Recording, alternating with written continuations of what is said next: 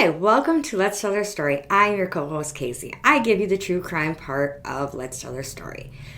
And what comes with true crime? Murder, serial killers, decapitation, which I don't like to find, but I find it more often than not. Dismemberment, another one I find more often than I'd like.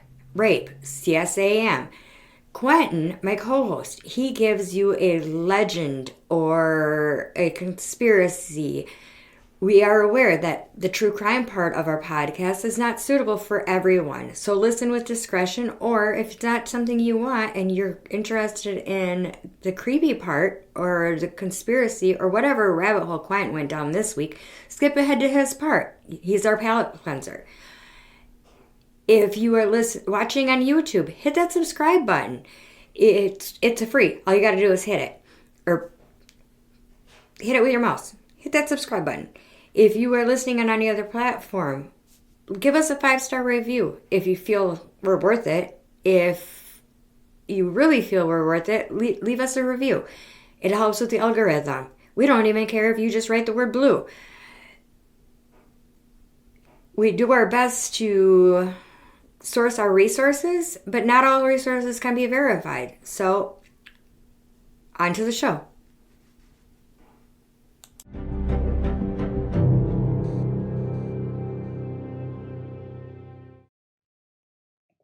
Bitch.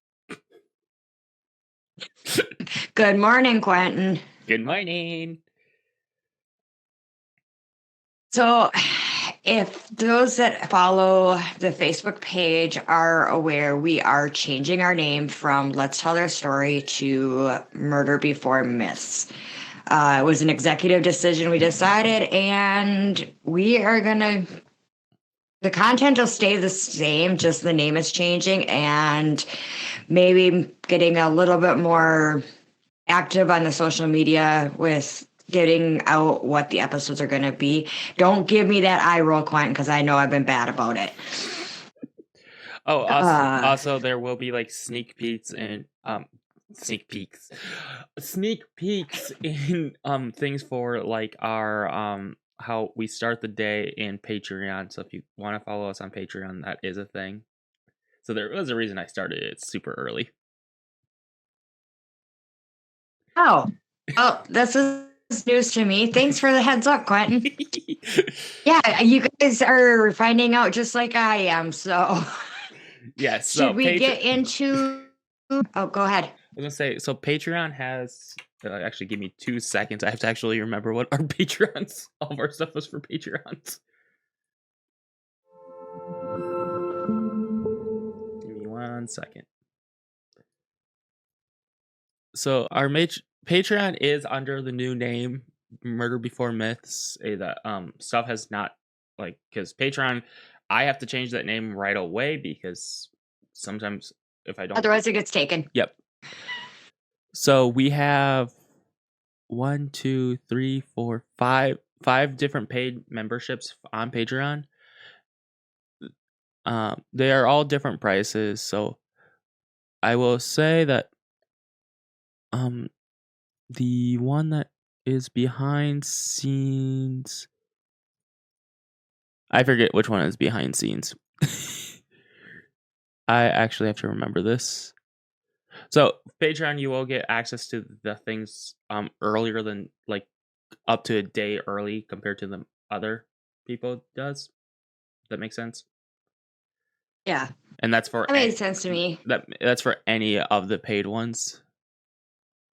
So Storytell.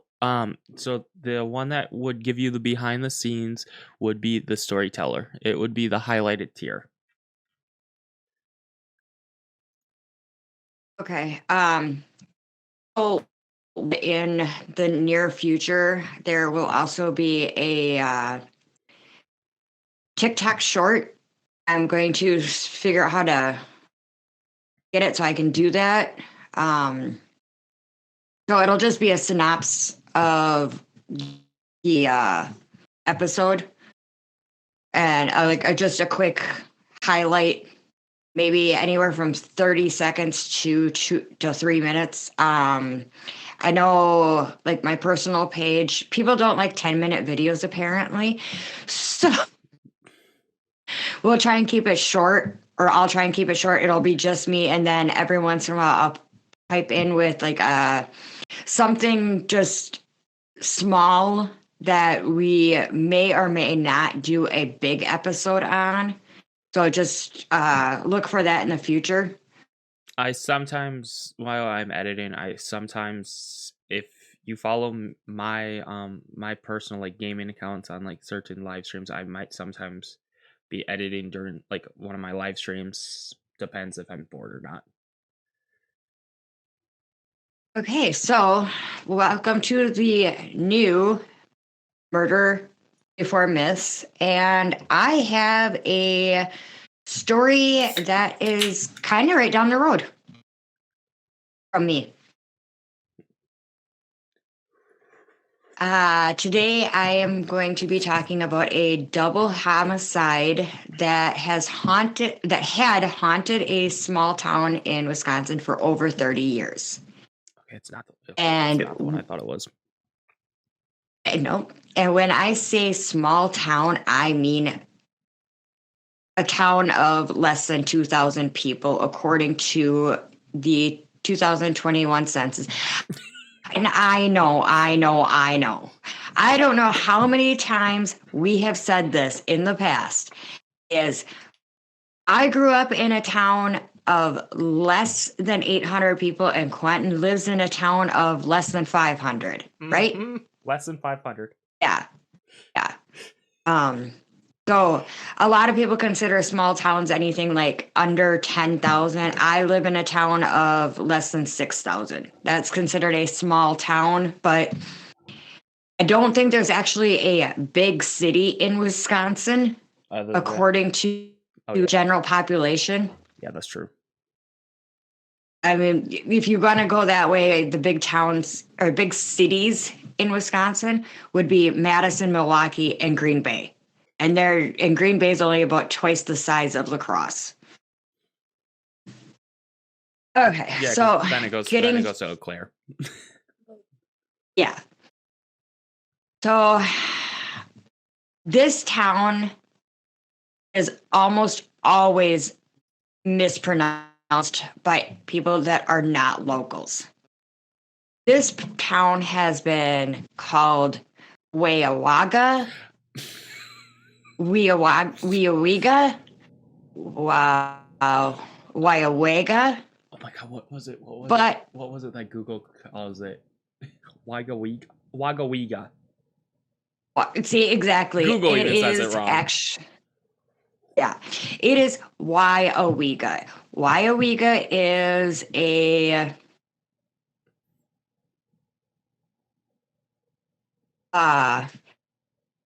it's a Native American term. Thank you. I could not think of the word native. At least it's not the oak. Oh, I can't even pronounce that one. So Waiawega has had its fair share of tragedies. And I remember this day so clearly. May 4th, 1996. The town of Waiawega made headline news at 5:49 a.m. that morning. An 81-car train was traveling from Stevens Point, Wisconsin to Neenah, Wisconsin, carrying cars of liquefied petroleum gas, propane, and sodium hydroxide. As the train entered into the quiet little town of Waiawega at 48.3 miles per hour or 77 kilometers per hour on a downward grade. Now, I know right where this happened. And this downward grade is literally like this. It's not a downward grade. It's a downward grade. And as the train entered the quiet little, where was I at? Where the train was to switch tracks, the first 16 cars passed the tracks without so much of a inkling that there was a problem until the 17th car derailed, taking out the 17th through the 53rd cars at the location of the switch. Kind of funny that I'm doing this story today because a friend of mine posted on Facebook 2 days ago, sitting complaining that they were at the crossroads where the train goes through for 45 minutes waiting for the train. And it's just flukish that I'm doing this one today. I'm just surprised I don't actually hear the train that goes past my house.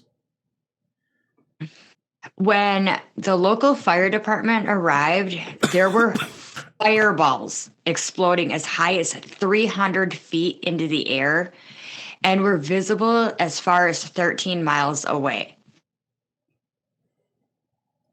Now, I am only 7 miles away from Waiawega. Roughly, yeah. Yeah, roughly 7 to 10.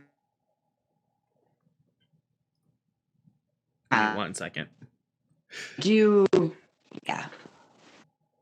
Wait, I don't remember how to spell Waiawega. Oh. It is WeyaUwega.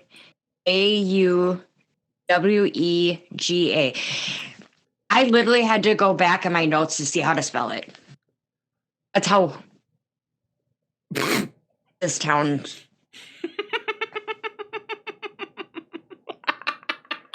How close was I when I said 7 miles?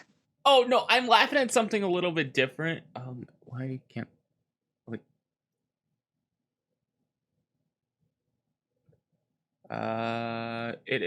it's 10 miles. Oh, okay. From Wapaka to Waiawega is 10 miles. Thanks for giving my location out. It's in Wapaka. You have talked about Wapaka. Oh, well, no big deal. An evacuation of about 1.5 miles from the derailment was conducted so fast that the fire hoses that were in use that morning laid abandoned and frozen to the ground as the temperatures that morning were 10 degrees Fahrenheit. I can't talk today. Alphabeting is not easy. Wait, what was the degrees you said?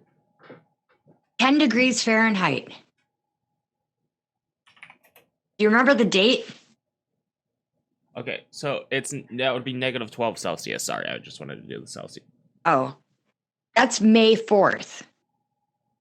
Finley, stay. But we actually had a pretty cold May this year, too.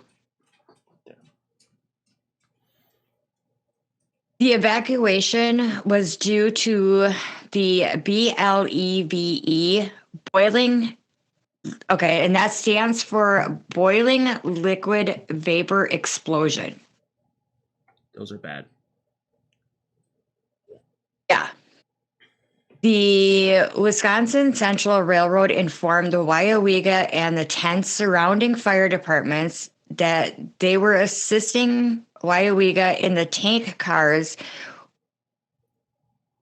assisting Waiawega that the tank cars could withstand approximately 90 minutes of fire. This evacuation lasted 18 days, and for 16 of those days, the fire burned. It was discovered that the cause of the derailment was an undetected fractured heel block in a switch. The fracture then propagated through several bolt holes. A contributing factor was a lock bar that had been missing for approximately a year. Now, you would think that I just gave a whole synopsis on a train derailment that whatever I'm talking about has something to do with this train. Absolutely nothing to do with the train Derailment. like I said, alphabeting is derailment. I just found it an interesting fact about the history of the town, and the story I'm going to tell today actually took place 4 years prior to the derailment. It's a murder of revenge after 20 years, and it took 30 years to catch the killer by complete accident. Now, I do want to give a quick disclaimer, trigger warning, that this case does involve the mentioning of rape and animal death. So a little backstory. Tana Togsted. She was born August 20th, 1968, and was a graduate of New London Senior High School. Her boyfriend, Timothy Mumbrew, was born June 17th, 1957. Timothy was married in October of 1987, and with that marriage, one son was born. They were divorced a few years later. At the time of this murder that's going to happen, Tana was working at the local cheese factory in Myowega, and that cheese factory actually still to this day exists. Timothy, he was an employee of the Wapaka Foundry in the nearby town of Wapaka. Now, the Wapaka Foundry they make, I can't remember. I'm having a complete brain fart, and I make half of the parts that go to the foundry. They do the castings. Because we do where I work, we do the sand molds, and then they go to like the foundries, and then they do the mold castings for them. Which suck, by the way. They're... Huh? Mold casting sucks to do.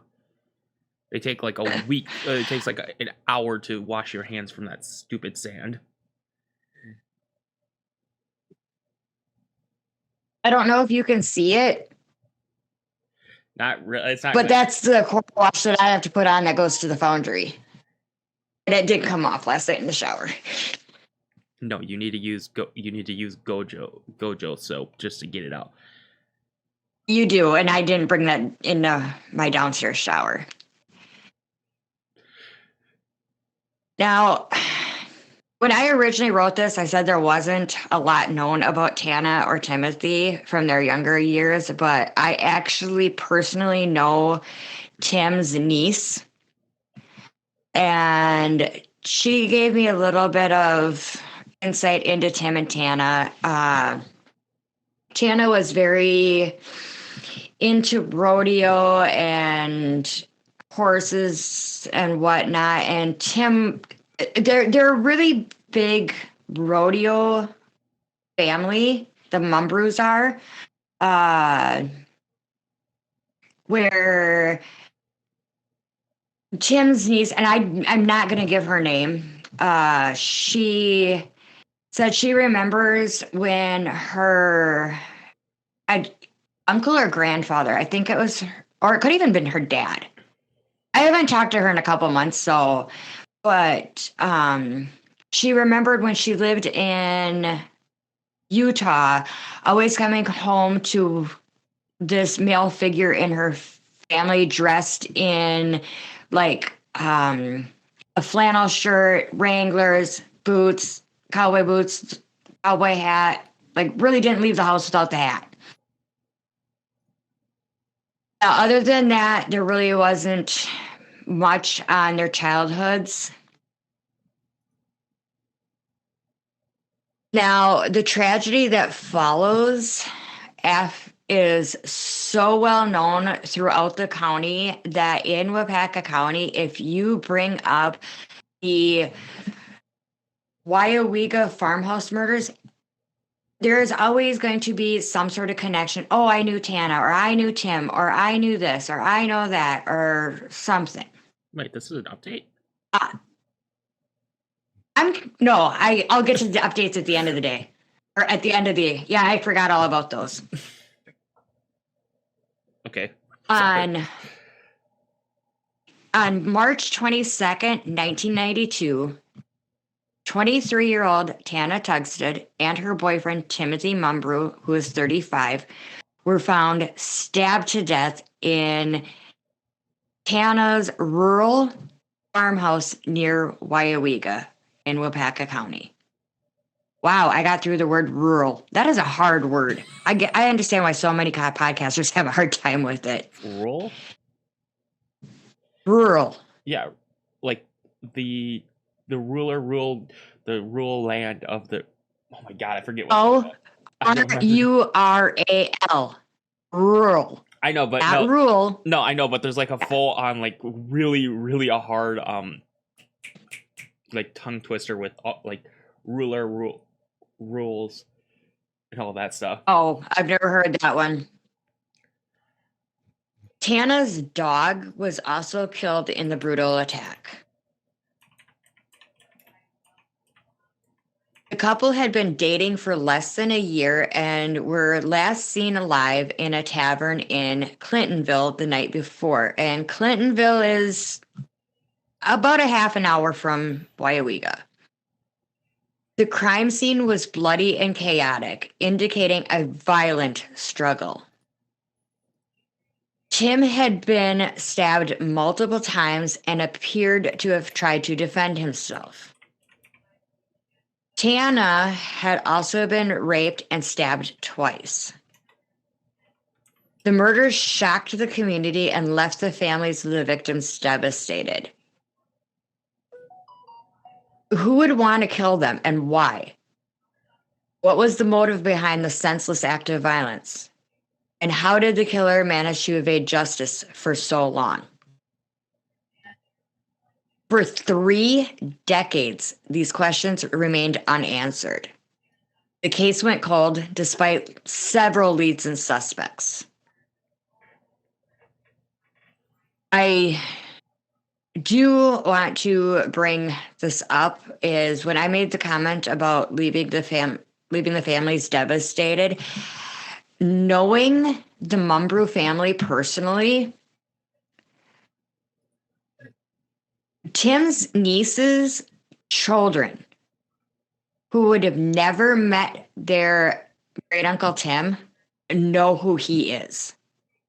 So they've never kept Tim a secret. Like, Tim's niece's children know the whole horrific thing behind what has happened. DNA evidence was collected from the scene, but it didn't match anyone in their database. The investigation stalled and the killer seemed to have gotten away with murder.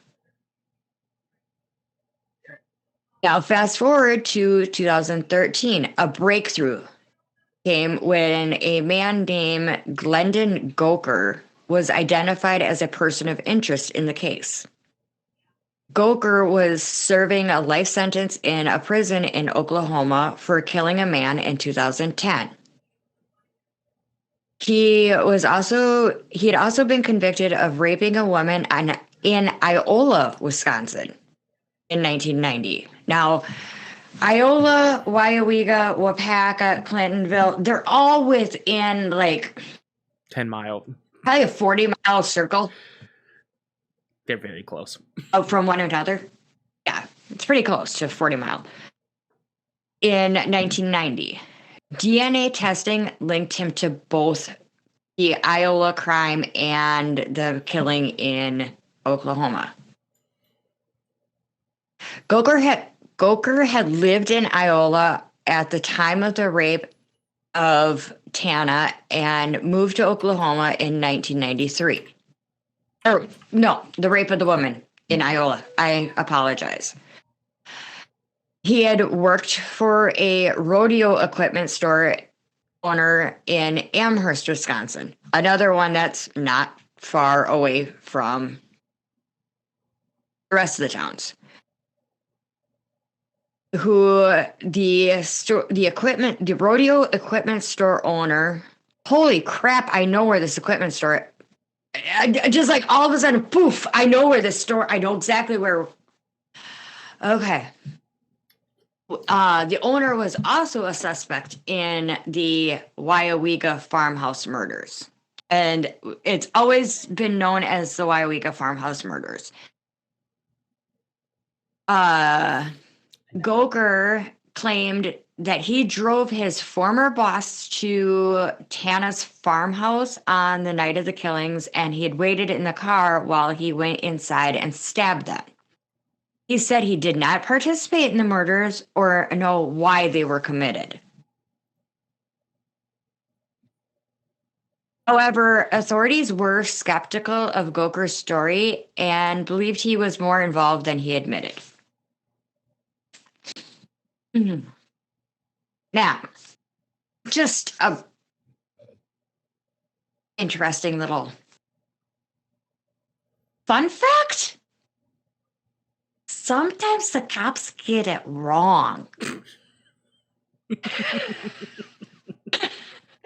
You have you wanted to yell at cops so many times. Yeah, I'm very little sleep. Can you tell?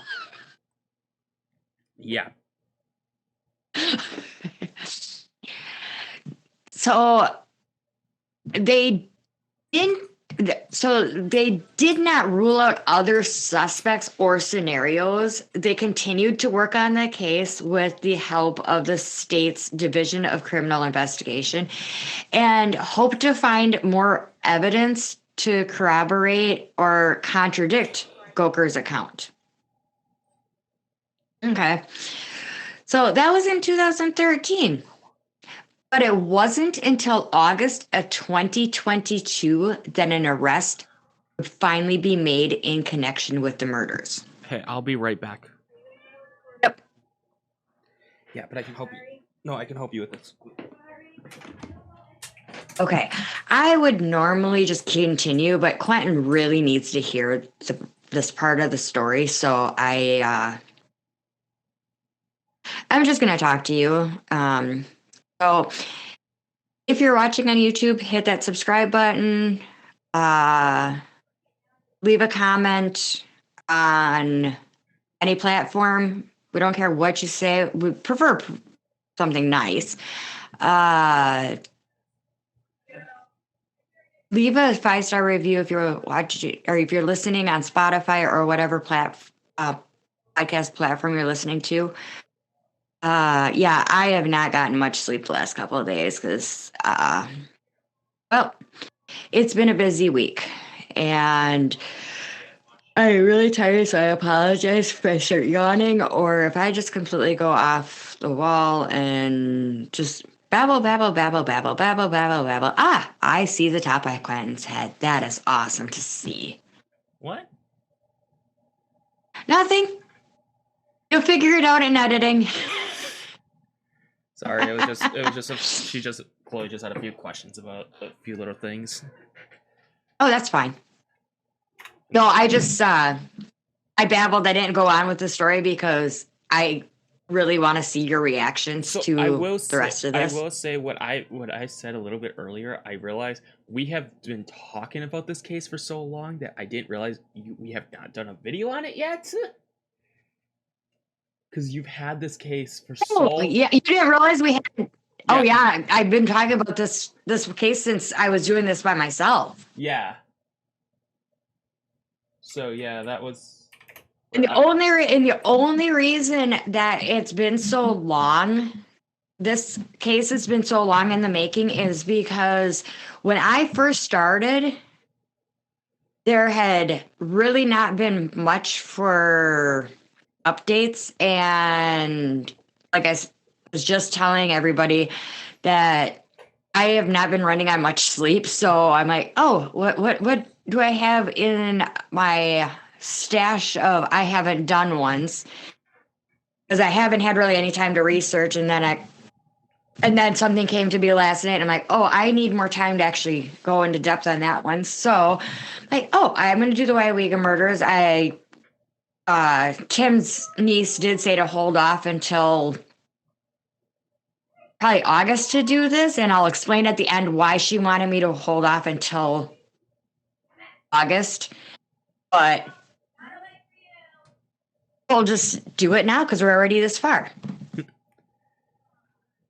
So, what do you remember here? And did I bring up August of 2022 to you? No. Okay. So it wasn't until August of 2022 that an arrest would finally be made in connection with the murders. A traffic stop that would connect a man with DNA. Now, I have looked and tried to find out what this traffic stop was for, but I can only really think of one reason that DNA would be collected from a traffic stop, and we are in Wisconsin. So I'm going to go out on a limb here, and Quentin, what do you think that could possibly be? I mean, I'm drinking a Rip It, but I'm not drinking a beer. Yeah, okay, good. Yep. I'm going to assume it was drinking and driving because when you get pulled over for that, they will ask you to voluntarily go to the hospital and do a breath. Well, they'll do the breathalyzer right now on the side of the road, and then they will ask you to voluntarily go to the hospital and give a blood sample. And the reason for that is because of the fact that your breathalyzer and your blood are going to have two different alcohol PCAs, blood count, PAC, blood alcohol count. Because breathalyzer, So because breathalyzer will test positive if you smoke menthol cigarettes. Oh, I didn't know that. Yep. Oh. Funny thing is, I don't smoke at all. Oh. But if you are, so if the breathalyzer, so if you've been drinking all afternoon and you stop drinking and you're kind of like coming back into soberness, even though you're not going to for hours, depending on, like, for every drink, it's an hour that you got to stop. And it's longer if it's high alcohol. It's an hour for a beer. Okay, we're just going to use a beer for an example. Now, say you've had 4 beers in 2 hours, it's going to take a total of 6 hours altogether to be soberish. And I'm going to say soberish because I know people that are just ish.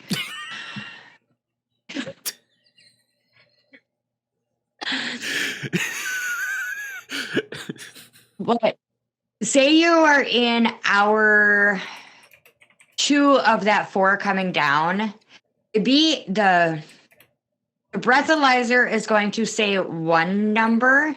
And if you have your blood taken, the blood is going to be higher than the breathalyzer. Where if you actually go in at the 1 hour mark, your breathalyzer is going to be higher than the blood count. I don't know why it does that or whatnot. And if I am wrong, please correct me. I'm going off what I have been told in the past because somebody very, very close to me is fighting a DUI. So Wisconsin's legal limit for alcohol when driving over the age of 21 is 0.08%. That is for normal commercial. That is for normal like drivers that have a Class D driving license. If you have a commercial driver's license, the subject is lowered down to 0.04%. And Wisconsin, if you're under 21, has a zero tolerance. Yeah, well, the schools have a zero tolerance for bullying too, and we know how that goes. Um, Oh, and also that after the fourth DUI, it goes down to 0.02%. yeah. But then, yeah, you got sometimes you can be on your fourth or fifth or sixth or seventh, and you can kill a whole family of kids, and you only get 35 years. Never mind. That just recently happened, and the whole county is hot over that. Yikes. Yeah. So where was I at? Oh, the DNA. Okay.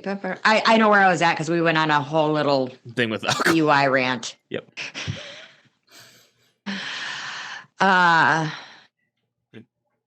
The traffic stop involved a Wyoming man named Tony Hayes, who was 52 years old at the time. He was a very high employee at the Wapaka Foundry. I'm trying to put Wapaka and Foundry into one word. Wafandry.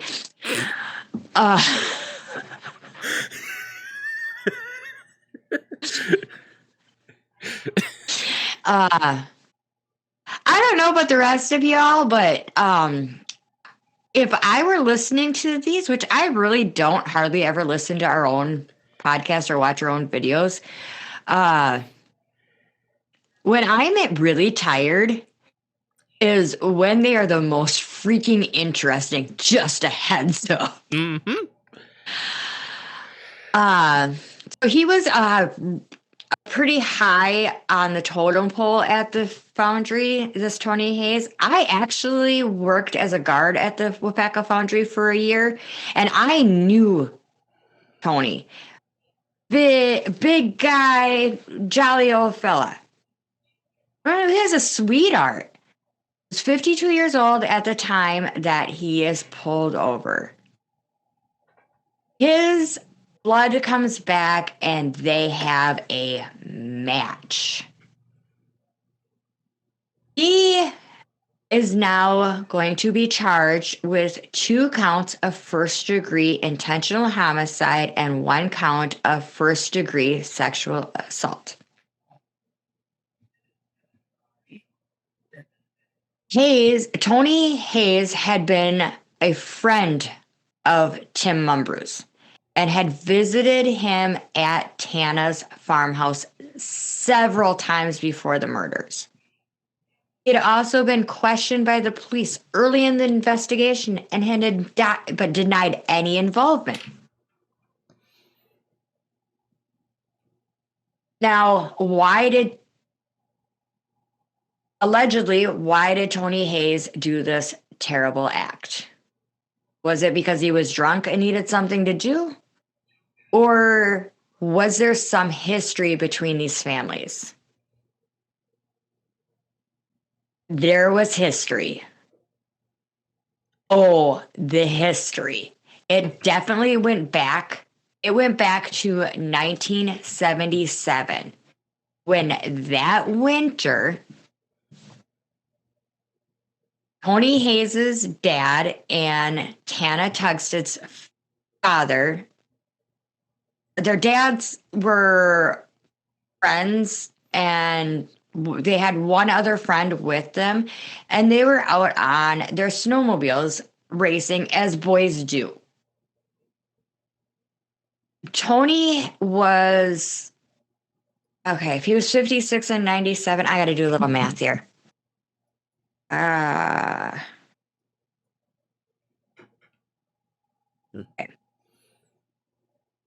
1997.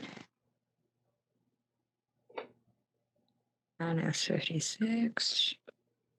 That doesn't make sense. Anyway. He was some age. Well, 56 from 97. Oh, wait, he would have been. Tired. Oh, wait, no, 22. Okay, in 22, he's 56. Go back 20 years. That would have been 2002, which would have made him. Okay, I figured it out. Or pretty close.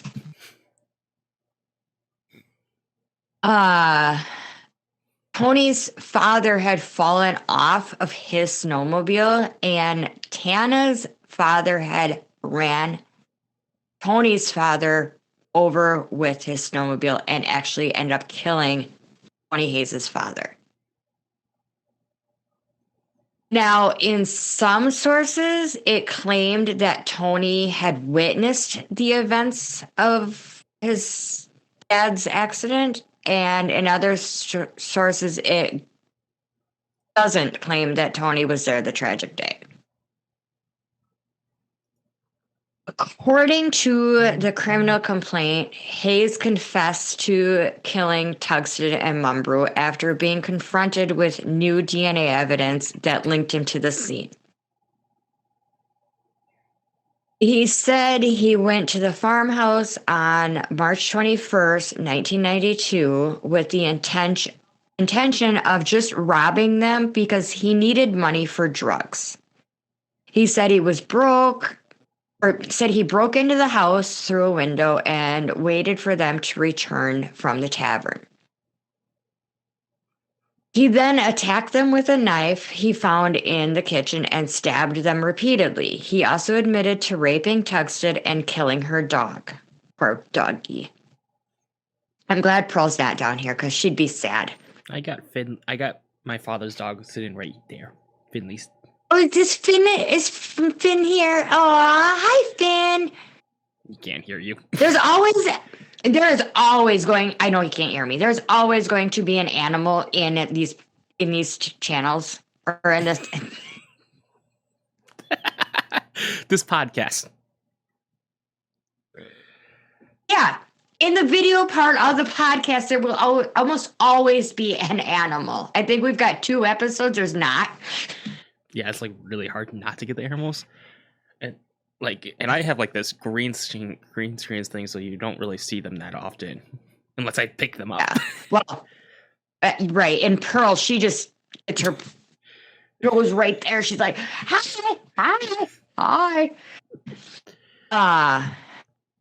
No. So, Tony Hayes, he said he acted alone and he didn't even know that Goker guy or the Goker's former boss. He said he fled from the scene after committing the crimes and disposed of his clothes and the knife. He said he never told anyone what he had done and lived with guilt and fear ever since. Hayes' arrest came as a shock and a relief to the families of Tugstead and the Mumbrous. Not just to the Tugsteads and Mumbrous, but Tony Hayes' arrest came as a shock to anyone that knew him.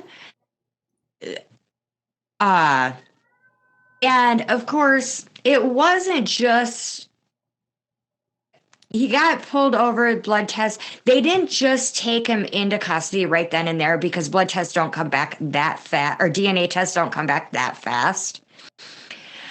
When Tony Hayes was arrested,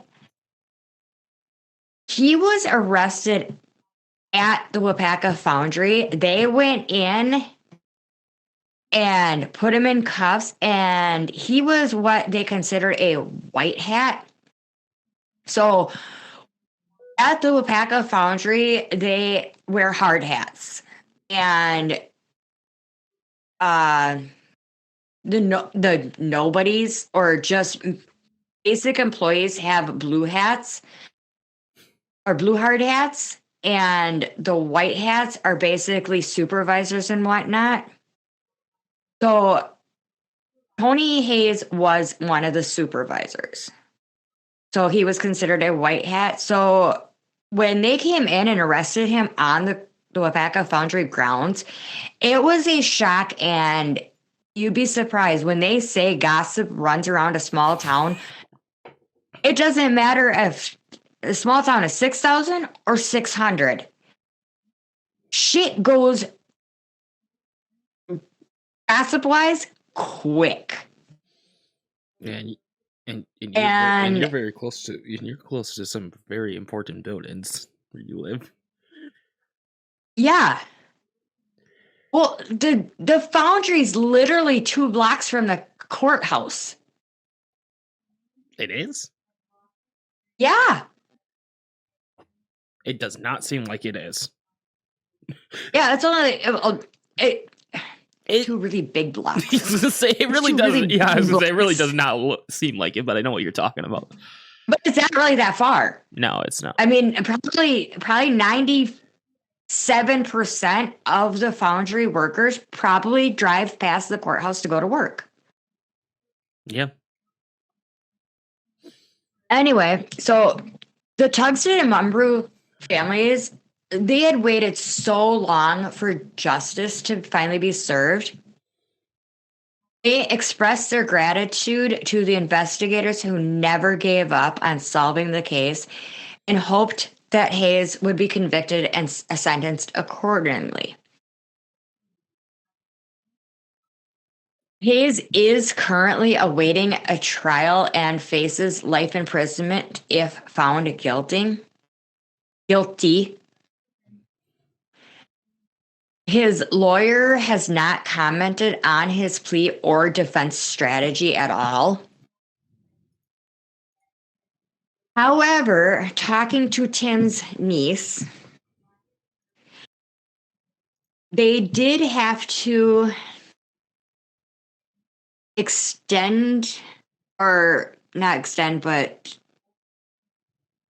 move the trial date ahead because now Hayes is sitting there saying that he was blackout drunk that night and he didn't remember doing any of it. And that he believes that the DNA was wrong and he wants a new DNA profile done and this and that, but he's refusing to give his DNA to have it help Quenten. Analysis. Analyzed. Yeah, I cannot talk today.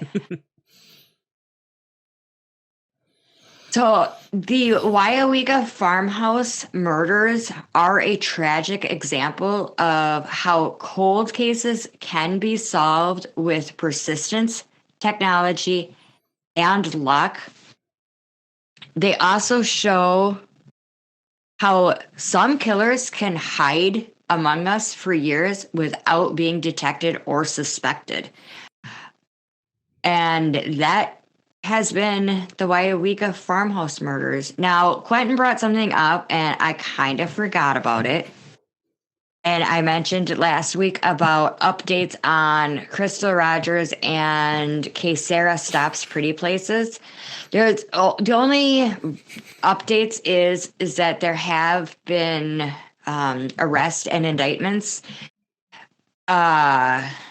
Crystal Rogers case, those that have listened to the Bardstown murders way back when, there was suspicion of her boyfriend Brooks being responsible. He was arrested along with 2 other people that were never brought up in that episode.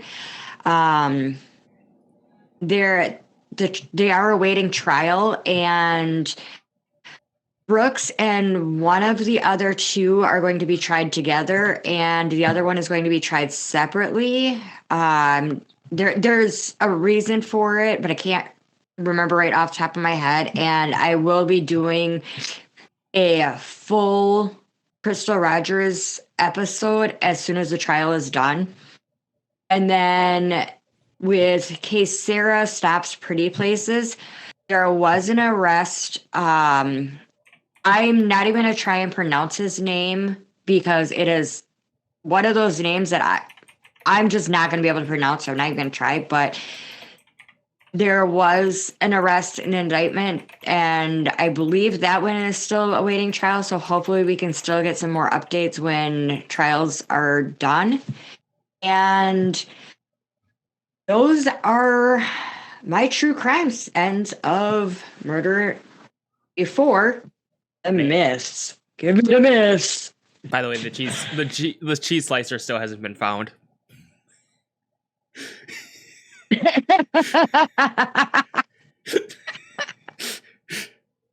So now we are.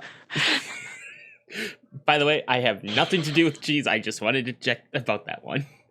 Actually, Okay. mine does have like one little part of that episode that comes with it, because we are going about 1,050 miles to the east from Wyomega.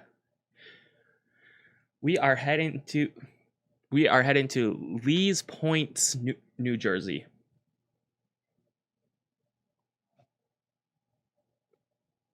Is this the Jersey Devil? Maybe.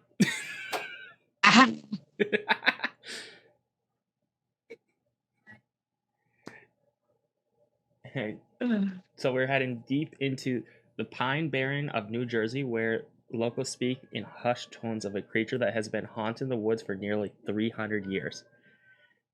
Some call it myths, some swear they've seen it, but all agree you don't want to meet the Jersey Devil alone in the dark. So yes, it is the Jersey Devil. And no, it is not the hockey team of the New Jersey Devils. Is that where they got the name, though? I think so. I have no idea, because when I was doing some research, I kept getting the hockey team. Which, this is going to be my own little rant, because a few years ago, the Dolphins for hockey got the Stanley Cup. And most people that are from that area did not know they even got it. Because most people don't know Florida has a hockey team. Yes. And they won the Stanley Cup. Okay, I just had a plane or something just fly over. Probably a helicopter. No, it wasn't a helicopter. No, it wasn't a helicopter, because Pro would have been going nuts. Okay. No, I think the flyover stuff is going on. That's number 3. There's a third one going over. Okay, the birth of the beast. The year was 1735, deep in the forest backwoods of southern New Jersey, in a town called Lee Point. By the way, Lee Point still exists. Because sometimes these small towns that are from that old back has changed names, but nope, Leeds Point, it still exists. Lives a woman now known only as Mother Leeds, poor, overworked, and already raising 12 children. She discovered. I'm so glad I stopped at 3. And she discovered she was pregnant with her 13th. In a moment of desperation, or maybe rage, she said to have a curse the unborn child. Let this one be the devil, she cried. I don't know why 13 is such. Because 13's a there. You know what? We should look into the number 13 as an episode. Yeah, because I know Asian culture, it's the number 4. Well, and then I think in like France or one of the European countries, it's the number 2. Yeah, but I know like for like Japan, like they actually skip, like when they're building buildings, the elevators don't have 4. That's why when we did the elevator game, why 4 was such a pronounced number. A lot of our buildings in the U.S. don't have a 13th floor. That is true. It goes 12, 14.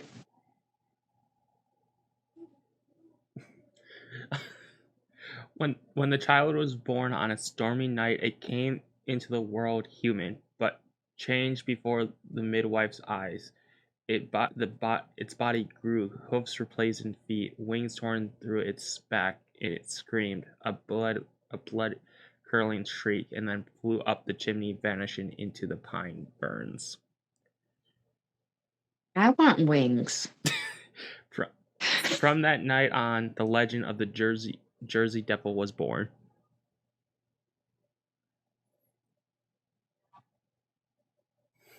Why do you want wings? I could fly.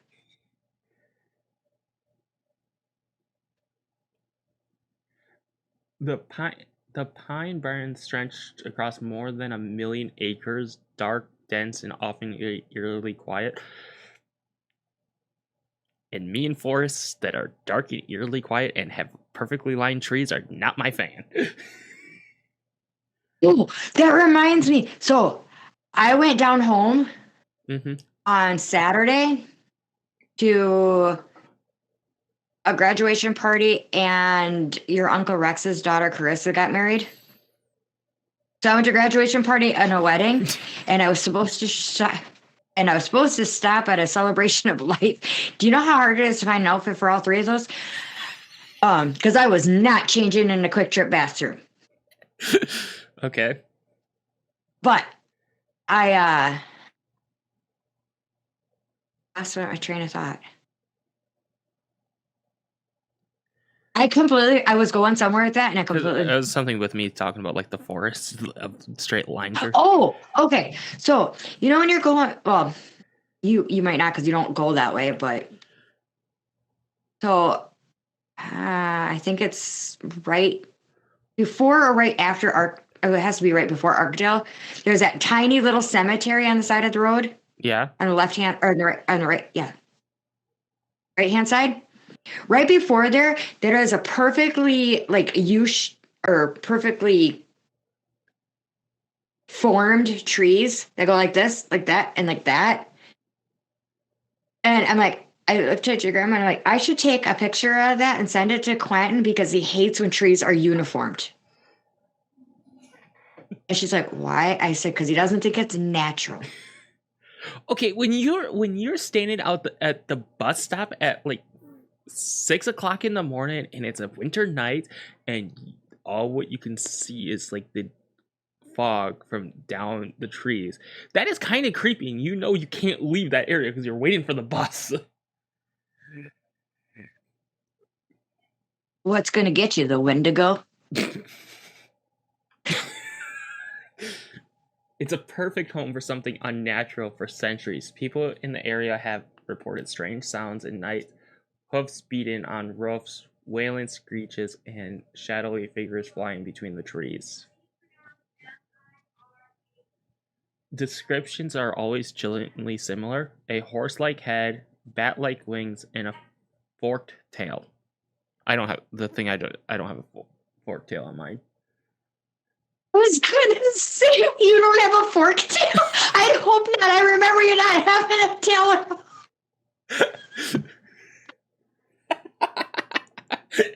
and a scream that doesn't sound like it comes from anything living, which I don't remember the name of that bird, but there's like a bird that legitly sounds like when you hear the pterodactyl in like Jurassic Park movies, this bird actually sounds like it. Oh. In 1909, things got serious. 1 week in January, panic gripped New Jersey papers, printing dozens sightings from Canada to Trenton. Schools closed. The Philadelphia Zoo offering $10,000 reward for the creature, dead or alive. I need to actually do. This is something I forgot to actually do. What?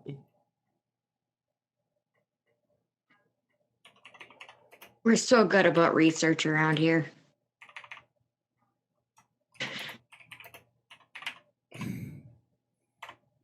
Oh. So, sorry, I've totally forgot to put, because $10,000, I forgot, is close to $10,000 in 1909 is worth $351,000 $1,427 for today. Oh, wow. You should have made me guess. Oh, I could have, but even I had to look that up. On the headlines reading, Devil terrorizes New Jersey. Tracks found on rooftops. Police even fired at the creature they claim could not be killed. So was it a mass hysteria or something real? You know, I'm just wondering how much do we know about our forest? No, we are not going down that conversation. Because the last time that led to mermaids in the ocean. Nope. Not going there. Nice try. But you're not going to get me to fall into that. Nope, I'm not falling into your rabbit hole. You didn't dig it. You did not dig it deep enough for me to trip. But do rabbits actually dig rabbit holes? Actually, they do. They actually do dig a rabbit hole when they give birth. And the only reason I know this is because when we were reseeding the side of the house a couple of weeks ago, we found baby bunnies in a burrow. So a burrow is a hole. Are you sure Finley did, or not Finley? I mean, Burrow didn't make it for them. No, because one of those little bunnies is stuck around. One of the babies is stuck around. I think it's the only one that survived because I think that, as apparently, mama rabbits are mean. They don't like the babies. They rip the heads off. Yikes. But I'm just thinking because, like, every time they do something in the Amazon, they find like 100 new species of bugs every time they do something there. And then you get and then you have Native American tribes that people don't even know exist. So you never know. No, you don't. You never know because it's. Okay, so Quentin and I, about a year ago, were on the phone for hours. Oh, it was Easter. Yeah, it was Easter. It was Easter Sunday. We were on the phone for 7.5 hours. And we were doing our chores and whatnot. And in the process, I said something. It started out with fishing. And what makes a fish go to a hook? And I'm like, maybe it's like a teenager going, Mom, I'm going to get my lip pierced. And next thing they know, they're on the fryer. So, and Mama's going, oh, where'd my baby go? It was kidnapped. Or it was fish napped. I think that it was hook napped. Yeah, I think it was hook napped. But I think napped? I think what actually got us started with it was, do fish see water or not? That's what started it, everything. Well, I don't know. It was just, and then it just went down a whole We've only explored Bigfoot. 3%. We have only explored 3. I think we went through every single possible, because there's so many forest, woods, ocean that has not been explored that we can't say this stuff doesn't exist. Yeah. The only one that could definitely be fully figured out would be the Loch Ness Monster, because it's in a lake. And there have been pictures, but it might not actually be a Loch Ness Monster. It might just be it could just be a dinosaur that survived. Yeah, wow, that's actually huge area. It's a 23-mile fresh lake. Water lake. Okay, get back to the Jersey Devil now. Okay. The Leeds family was the family is real.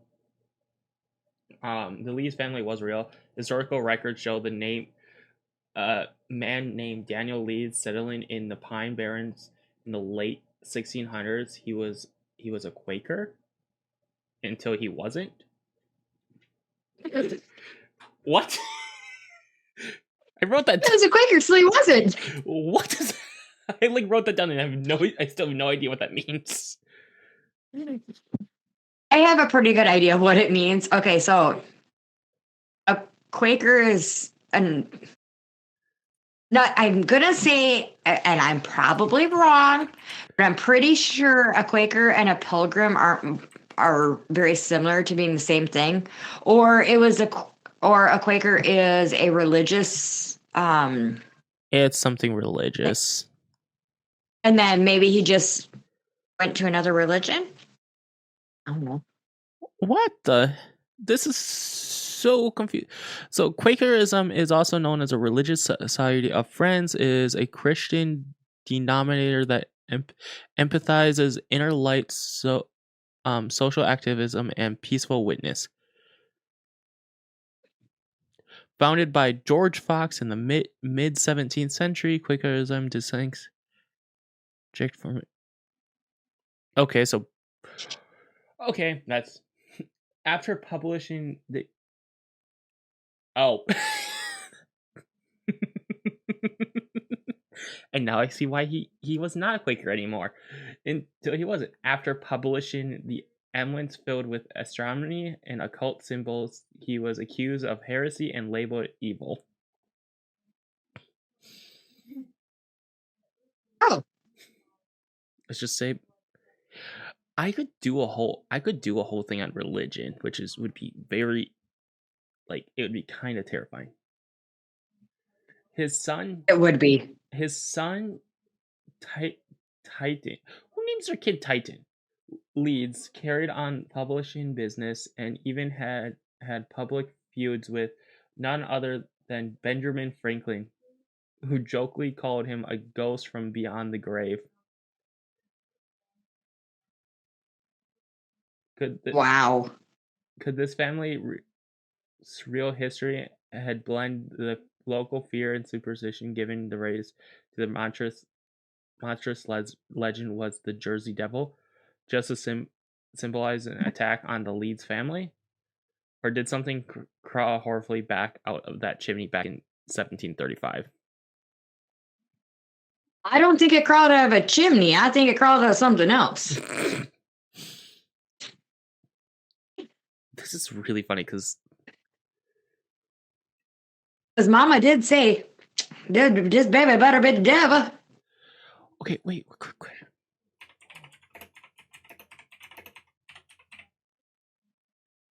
Or I could quote Mama off Waterboy.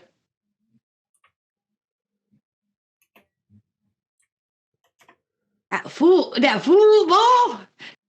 ball is the devil. Girls out of death. That is really creepy. It's less than 30 years after the Salem witch trials. That, you know what? That one would be a rabbit hole. Yeah. I think we actually have. So today, the Jersey Devil is more than just a scary story. It's a culture icon. The New Jersey hockey team, the one I was talking about before. Yep, the New Jersey Devils. Campers, hunters, and hikers still reporting strange sightings in the pines. I mean, seriously, it could just be a deranged wolf. Not wolf, deer. That has wings. I mean, have you seen some of the other bizarre things that's happened to animals? I would try not to. Even paranormal investigation claimed to capture its screech or on audio. Did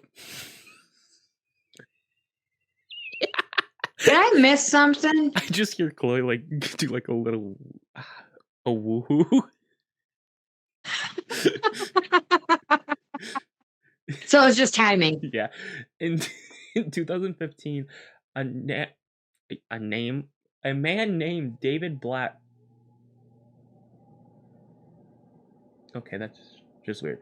Snapped a photo what he claimed was the Jersey Devil flying over Route 90. The photo went viral. Spectics, I cannot say that, says it's fake, Skeptic? but yeah, but believers say it's more. Skeptics. Yes, but believers say it's more proof the creature is still out there. I know what that photo is. I forgot to even have that photo. Give me 2 seconds. I can actually probably 9.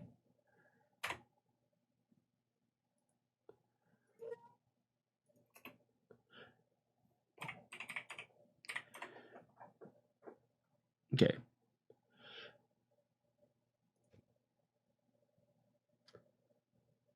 Okay, I think I will. Images work. I totally forgot to grab that photo. Okay, so this is.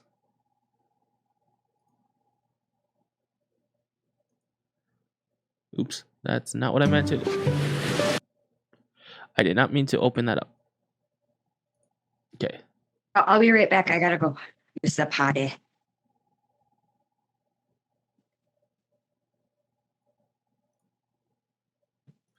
Okay. Doggies. Yeah, so I'll show after she comes back. We will be in. Okay, the murder before myth stuff. So we have. I'll post some more things on the Patreon. We will have. I will be adding our murder before myths onto iHeart Radio, so you can actually finally listen to iHeart Radio. I think it's been on there. I don't remember. I have to actually check. If it's not, it will be posted on there very soon. So you can start listening to us on iHeart Radio.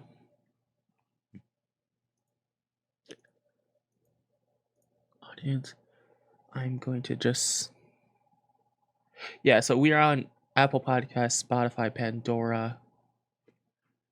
Hold on, I'm going to just. Oh wait, we have it on iHeartRadio. Never mind. I take back what I was saying. It's already on iHeartRadio. I was talking about I was going to post just our thing onto iHeartRadio and realizing we already are on iHeartRadio. I am going to share my screen so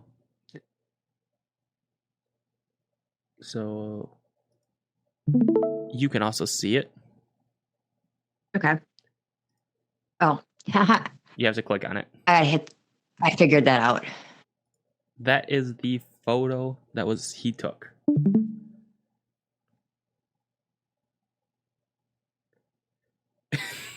Okay, that's just like.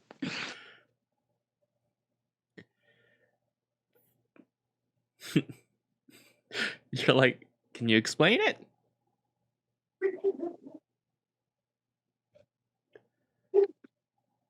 I can't explain why it's that.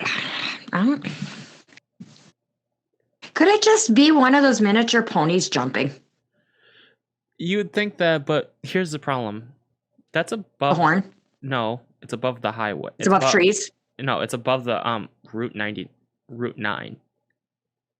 Oh. Okay.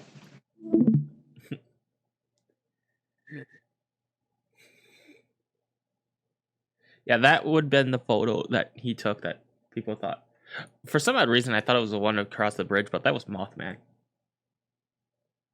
That's weird because that's what I thought you had at the beginning of the show. Oh yeah, you did think it was Mothman.